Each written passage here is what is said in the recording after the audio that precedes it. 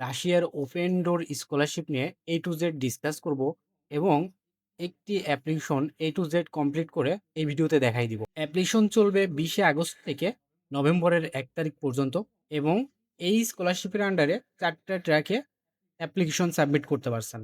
সেটা হচ্ছে bachelor, masters, PhD এবং পোস্ট ডক্টরাল যে স্টুডেন্টরা আছে তারা এই স্কলারশিপে অ্যাপ্লিকেশন করার সুযোগ পাচ্ছে। তো চলুন স্ক্রিনে দেখে নেওয়া যায় যে আপনি কিভাবে অ্যাপ্লিকেশন সাবমিট করবেন এবং এই স্কলারশিপ নিয়ে কী কী ডিটেলস রয়েছে বিস্তারিত আলোচনা করা যাক। তো প্রথমেই বলি, রাশিয়ার ওপেন ডোর স্কলারশিপে অ্যাপ্লিকেশন করতে হলে আপনি গুগল ক্রোম ব্রাউজারে আসবেন এবং আসার পরে আপনি জাস্ট এখানে সার্চ করবেন ওপেন ডোর স্কলারশিপ লিখে।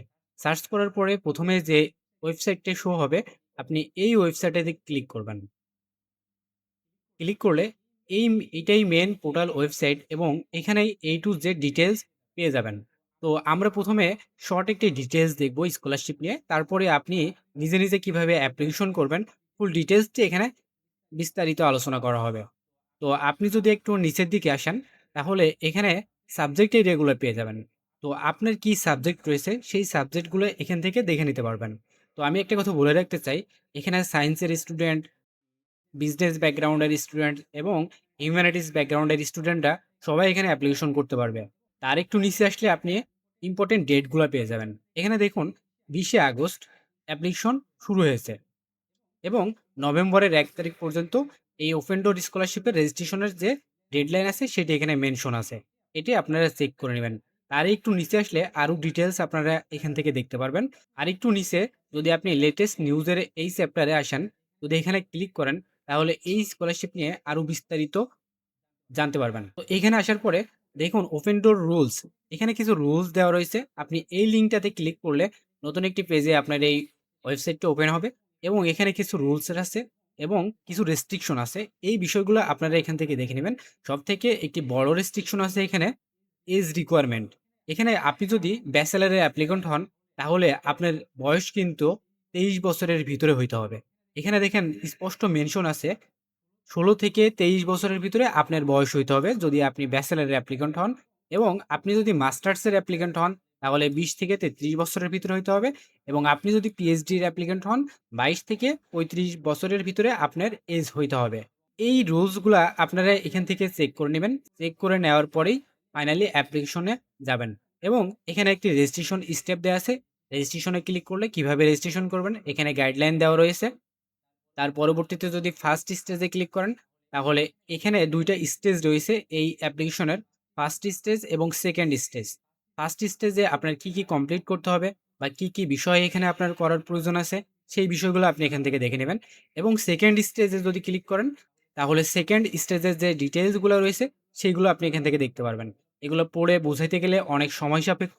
এজন্য আমি স্কিপ করতেছি। আপনারা এই বিষয়গুলো সবাই চেক করে নেবেন ইন্ডিভিজুয়ালি। তো পরবর্তীতে আমি এখন অ্যাপ্লিকেশন পার্টে চলে যাব। অ্যাপ্লিকেশনের পার্টের জন্য আপনি এখানে দেখেন প্রথমে যদি এই ওয়েবসাইটটিতে আসেন তাহলে on click to open all doors, মানে এখানে ক্লিক করলে আপনি অ্যাপ্লিকেশন করতে পারবেন। তারপরে যদি আপনি নিচে আসেন এখানে অ্যাপ্লাই একটি বাটন পাবেন, জাস্ট এই অ্যাপ্লাই বাটনে ক্লিক করবেন। অ্যাপ্লাই বাটনে ক্লিক করার পরে আপনি রেজিস্ট্রেশনের যে জিমেইলটি ইউজ করবেন সেই জিমেইলটি সর্বপ্রথম এখানে ব্যবহার করবেন। এটি এখানে ইনপুট করার পরে আপনি এখানে এটি চেক মার্ক করে দিবেন, কন্টিনিউ বাটনে ক্লিক করবেন। তারপরে এখানে আপনি ল্যাঙ্গুয়েজ সিলেক্ট করবেন। অবশ্যই আমরা ইংলিশ সিলেক্ট করব। এজন্য এখানে ইংলিশ সিলেক্ট করে দিলাম এবং আপনার পরবর্তীতে এখানে কান্ট্রি সিলেক্ট করতে হবে। আপনার কান্ট্রি কোনটা? আমাদের কান্ট্রি বাংলাদেশ। সো আমি এখানে বাংলাদেশ সিলেক্ট করে দিলাম। তার পরবর্তী স্টেজে আপনার পার্সোনাল ডিটেইলস দিয়ে এই ফর্মটি ফিল আপ করতে হবে। তো এখানে বেশি জটিল কিছু নেই। জাস্ট আপনি আপনার পাসপোর্ট অনুযায়ী এখানে পার্সোনাল ডিটেইলসগুলো প্রোভাইড করবেন। তো প্রথমে ফ্যামিলি নাম দিবেন। আপনার পাসপোর্টে যে ফ্যামিলি নামটি আছে সেটিই এখানে ইউজ করবেন এবং এখানে নেম ইউজ করবেন। আপনার পাসপোর্টে যেভাবে রয়েছে অবশ্যই আপনি সেভাবে ইউজ করার চেষ্টা করবেন এখানে। তো আমি এখানে ডেট অফ বার্থ ইউজ করে দিলাম। তারপরে জেন্ডার ইউজ করবেন। তার পরবর্তী স্টেজে আপনাদের যে পার্সোনাল নাম্বারটি রয়েছে সেই নাম্বারটি এখানে ইউজ করবেন এবং একটি স্ট্রং পাসওয়ার্ড আপনি এখানে সিলেক্ট করে দিবেন। আমি যেহেতু দেখানোর স্বার্থে আপনাদের দেখাচ্ছি, তো একটি পাসওয়ার্ড আমি এখানে সিলেক্ট করে দিলাম। তো দেখুন আমার এখানে মাস্টার্স ট্রাক্স চলে এসেছে। তো একটি বিষয়, যারা ব্যাচেলর প্রোগ্রামে আবেদন করবেন তারা যদি এজ রিকোয়ারমেন্ট আপনাদের এজ 23 বছরের বেশি হয় এবং সেটি ডেট অফ বার্থ অনুযায়ী হয় তাহলে আপনি এখানে সেই ব্যাচেলর ট্রাক কিন্তু পাবেন না। আমি কিন্তু অলরেডি আপনাদের এজ রিকোয়ারমেন্ট নিয়ে কথা বলেছি। তো আপনার এজ যদি সেই রিকোয়ারমেন্ট অনুযায়ী ম্যাচ না হয়, তাহলে আপনি সেই ট্রাক এখানে খুঁজে পাবেন না। আপনার জন্মসাল যদি ২০০০ সালে হয়, তাহলে আপনি ব্যাচেলর ট্রাক এখানে খুঁজেই পাবেন না। সাপোজ আপনি এখানে ২০০৫ সাল ইউজ করবেন। তাহলে আপনি নিচে আসলে দেখতে পারবেন এখানে ব্যাচেলর ট্রাক শো করছে। কিন্তু আপনি যদি ২০০০ সাল ইউজ করেন, তাহলে কিন্তু আপনার এজ রিকোয়ারমেন্ট অনুযায়ী সেই ব্যাচেলর ট্রাক এখানে শো করবে না। এজন্য এজ রিকোয়ারমেন্টের যে বিষয়টা আছে, আপনারা অবশ্যই এটি খেয়াল রাখবেন। তো আমি মাস্টার ট্র্যাকের জন্য একটি অ্যাপ্লিকেশন সাবমিট করে দেখাবো। তো আমি অ্যাপ্লিকেশন এখানে মাস্টার ট্র্যাক সিলেক্ট করলাম। মাস্টার ট্র্যাকে আপনার এরিয়া কি, সেই এরিয়াটা সিলেক্ট করবেন। আমি মাল্টিপল এরিয়াও সিলেক্ট করতে পারবো এখানে। তো আমি ২ টা এরিয়া সিলেক্ট করে দিলাম। তারপরে আমার এখানে সিলেক্ট করার কোনো প্রয়োজন নাই এবং নিচে আসলে আপনি চেক বক্সগুলো পাবেন। জাস্ট এখানে চেক মার্ক করে দিবেন। চেক মার্ক করে রেজিস্ট্রেশন বাটনে ক্লিক করবেন। তো দেখুন রেজিস্ট্রেশন বাটনে ক্লিক করার পরে আমার কিন্তু রেজিস্ট্রেশনটা হয়ে গেছে। তো আপনারা যদি আপনাদের মেইলটা চেক করেন, একটি ভেরিফিকেশন মেইল পাবেন। জাস্ট এখানে ভেরিফাই ইমেইল অ্যাড্রেস এটাতে ক্লিক করবেন। তাহলে আপনাদের মেইলটি ভেরিফাই হয়ে যাবে। তো আমি এই পোর্টালে চলে আসলাম। আমার জাস্ট এখানে কিছু স্টেপ রয়েছে। এই স্টেপগুলো কমপ্লিট করতে হবে। খুবই ইজি একটি অ্যাপ্লিকেশন প্রসেস। তো আমাদের ফার্স্ট স্টেপ হবে জেনারেল ইনফরমেশন। জেনারেল ইনফরমেশন আসলে আপনি অলরেডি ইনফরমেশনগুলো এখানে দেখতে পারবেন। অলরেডি জেনারেল ইনফরমেশন আমরা দিয়ে অ্যাকাউন্টটা ক্রিয়েট করেছি। তো আমি পরবর্তীতে আইডেন্টি ভেরিফিকেশন এই স্টেপে যাব। আপনাদের যে পাসপোর্ট নম্বরটি রয়েছে, সেই পাসপোর্ট নাম্বারটি এখানে ব্যবহার করতে হবে। তো আমি এখানে পাসপোর্ট নাম্বারটি ব্যবহার করে দিলাম এবং পাসপোর্টের যে এক্সপায়ার্ড ডেট রয়েছে, সেই ডেটটি আপনাকে এখানে ইউজ করতে হবে। এবং সর্বশেষ স্টেপ যেটা, সেটা হচ্ছে আপনাদের যে পাসপোর্টের স্ক্যান কপি রয়েছে, পিডিএফ, এখানে অবশ্যই মেনশন করা আছে যে আপনার পাসপোর্ট স্ক্যান কপি পিডিএফ ফরম্যাটে এখানে আপলোড করতে হবে। তো সাপোজ আমি আমার পাসপোর্ট কপি এখানে আপলোড করে দিলাম। আপলোড করে দেওয়ার পরে আপনি চেক মার্কে ক্লিক করবেন। আপনারা আপনাদের পাসপোর্টটা এখানে আপলোড করবেন। আপলোড করার পরে সেভ করবেন। তো এইটি এখন সেভ হয়ে গেছে। পরবর্তীতে আপনি ইউনিভার্সিটি স্টেজ আছে। তো এই স্টেজে আসলে আপনি ইউনিভার্সিটি এখান থেকে সিলেক্ট করতে পারবেন। তো আপনি এখানে ৬ টা ইউনিভার্সিটি সিলেক্ট করতে পারবেন। তো এখানে ইউনিভার্সিটি সিলেক্ট করার আগে আপনি একটা জিনিস মাথায় রাখবেন যে আপনি যেই ইউনিভার্সিটি সিলেক্ট করছেন এবং সেই ইউনিভার্সিটির আন্ডারে আপনি যেই প্রোগ্রাম সিলেক্ট করেছেন, সেই প্রোগ্রাম অ্যাভেলেবল আছে কিনা? যদি সেই প্রোগ্রাম অ্যাভেলেবল না থাকে, তাহলে কিন্তু আপনার ওই ইউনিভার্সিটি সিলেক্ট করার কোনো অর্থই হয় না। তো এইজন্য ইউনিভার্সিটি সিলেক্ট করার আগে আপনি ইউনিভার্সিটির সাবজেক্টগুলো কিন্তু দেখে নিবেন যে আপনার প্রোগ্রামটি অ্যাভেলেবল আছে কিনা। আদারওয়াইজ আপনি সেই ইউনিভার্সিটি এখানে সিলেক্ট করবেন না। এখানে আপনি সব ইউনিভার্সিটি পেয়ে যাবেন, কিন্তু আপনি সব ইউনিভার্সিটি অবশ্যই সিলেক্ট করবেন না। আপনার প্রোগ্রাম যে ইউনিভার্সিটি রয়েছে, অবশ্যই সেটা সিলেক্ট করার চেষ্টা করবেন। তো এটি সিলেক্ট করার পরে জাস্ট এখানে সেভ বাটনে ক্লিক করবেন, তাহলে এটি সেভ হয়ে যাবে। তারপরে সবথেকে মোস্ট ইম্পোর্টেন্ট বিষয় হচ্ছে ফার্স্ট স্টেজ নামে এখানে স্টেজ আছে। জাস্ট এই স্টেজে ক্লিক করবেন, পোর্টফোলিওতে ক্লিক করবেন। তো এখানে আমাদের পোর্টফোলিওগুলো কমপ্লিট করতে হবে। পোর্টফোলিও কমপ্লিট করতে আপনি এডুকেশনের সেকশনে আসবেন। আপনার এডুকেশন লেভেল এখানে অ্যাড করতে হবে। তো আপনি যদি ব্যাচেলার স্টুডেন্ট হন, তাহলে জেনারেল সেকেন্ডারি এবং সেকেন্ডারি ভোকেশনাল এই ২ টা অপশনের ভিতরে সিলেক্ট করতে পারবেন। আপনি যদি এইচএসসি এক্সাম দিয়ে থাকেন, তাহলে জেনারেল সেকেন্ডারি সিলেক্ট করবেন। আপনি যদি ডিপ্লোমা করে থাকেন, তাহলে সেকেন্ডারি ভোকেশনাল এটা সিলেক্ট করবেন। আদারওয়াইজ আপনি যদি মাস্টার্স প্রোগ্রামের জন্য অ্যাপ্লিকেশন করেন, তাহলে হায়ার ব্যাচেলর ডিগ্রি এটা সিলেক্ট করবেন। তারপরে আপনি আপনার কান্ট্রিটা এখানে সিলেক্ট করবেন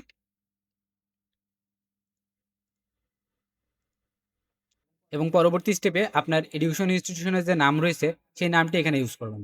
তো অ্যাপ্লিকেশন রিকোয়ারমেন্ট অনুযায়ী আমি এডুকেশন ইনস্টিটিউশনের নাম এখানে ইউজ করলাম। তারপরে আপনি ইয়ার অফ গ্র্যাজুয়েশন, মানে আপনি কোন সালে গ্র্যাজুয়েশন কমপ্লিট করেছেন, সেই ইয়ারটি এখানে ইউজ করবেন। আপনার সার্টিফিকেট অনুযায়ী অবশ্যই এই ইয়ারটি ব্যবহার করার এখানে চেষ্টা করবেন। সাপোজ আমি ২৫ সাল ইউজ করলাম এখানে। এবং আপনি আপনার যেই সার্টিফিকেট রয়েছে এবং ট্রান্সক্রিপ্ট রয়েছে, সেটি স্ক্যান কপি এখানে আপলোড করবেন এবং সেই স্ক্যান কপি একসাথে মার্জ করবেন। অবশ্যই সার্টিফিকেট এবং ট্রান্সক্রিপ্ট একসাথে মার্জ করার পরে আপনি ডকুমেন্টটা এখানে আপলোড করবেন। এবং আপনাদের যদি অ্যাপোস্টাইল কপি থাকে, অবশ্যই অ্যাপোস্টাইল কপি অ্যাটাচ করার চেষ্টা করবেন। বাংলাদেশের বাইরে কোনো এডুকেশন ইনস্টিটিউশনে অ্যাপ্লিকেশনের জন্য আপনারা অবশ্যই অ্যাপোস্টাইল কপিটি সাবমিট করবেন। তো অ্যাপোস্টাইলে আপনাদের যাদের ডকুমেন্ট করা নাই, কীভাবে অ্যাপোস্টাইল করবেন, আমার একটি ভিডিও দেওয়া আছে। আমি আই বাটনে দিয়ে রাখবো, আপনারা চাইলে ভিডিওটি দেখে নিতে পারেন। সাপোজ এই স্টেপটি আমি কমপ্লিট করছি। সর্বশেষে আপনি সেভ বাটনে ক্লিক করবেন। তাহলে এই স্টেপে ইনফরমেশনগুলো আপনার এখানে সেভ হয়ে যাবে। তো পরবর্তী স্টেপ আসবে মোটিভেশন লেটার। আপনি মোটিভেশন লেটার এই স্টেপে ক্লিক করলে, এখানে যেহেতু আমি ২ টা সাবজেক্ট সিলেক্ট করেছি, এজন্য আমাকে ২ টা মোটিভেশন লেটার অ্যাড করতে হবে। তো আপনি অ্যাড বাটনে ক্লিক করলে এখানে স্টেপ ওয়াইজ আপনাকে মোটিভেশন লেটার সাবমিট করতে হবে। তো এখানে ১ম এ আপনাকে ৩ টা ডোমেইন সিলেক্ট করতে হবে। আপনার এডুকেশন ডোমেইন আপনি এখান থেকে সিলেক্ট করে নেবেন। সিলেক্ট করে নেওয়ার পরে আপনি মোটিভেশন লেটারগুলো এখান থেকে সুন্দর মতো লিখবেন এবং এখানে কিছু কোশ্চেন দেওয়া রয়েছে যে আপনি কি রিলেটেড মোটিভেশন লেটার লিখবেন। এই বিষয়গুলো আপনারা সুন্দর মতো দেখে নিবেন। ডিসক্রাইব দ্য সায়েন্টিফিক ইন্টারেস্ট, মানে সায়েন্টিফিক ইন্টারেস্ট আপনাকে সুন্দর মতো এখানে ডিসক্রাইব করতে হবে। পার্সোনাল গোল, মানে আপনি এই সাবজেক্ট সিলেক্ট করলেন বা এই ডোমেইনটা সিলেক্ট করলেন। আপনার পার্সোনাল গোল কি আপনার লাইফে? সেটা এখানে ইনপুট করবেন।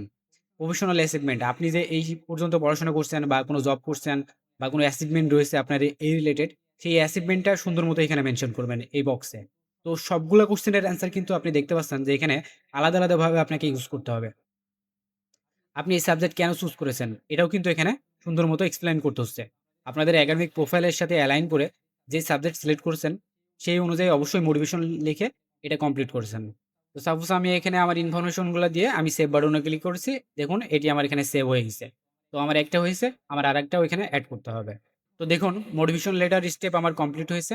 যেহেতু আমি ইনফরমেশনগুলা দিয়েছি, এজন্য আমার এখানে টিক মার্ক চিহ্ন আসছে। এটা আমার কমপ্লিট হইছে। তো পরবর্তী স্টেপ আছে আমাদের অ্যাচিভমেন্ট। অ্যাচিভমেন্টে এই অপশনে যদি ক্লিক করেন তাহলে এখানে অ্যাড বাটন পাবেন। অ্যাড বাটনে ক্লিক করলে আপনি এখানে অনেকগুলো অপশন পেয়ে যাবেন।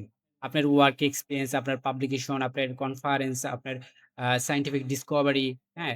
স্টাডি এরিয়া, আ যত প্রকারের ইসিএ, ওয়ার্ক এক্সপেরিয়েন্স যা আছে আপনি সবগুলো এখানে এড করতে পারবেন।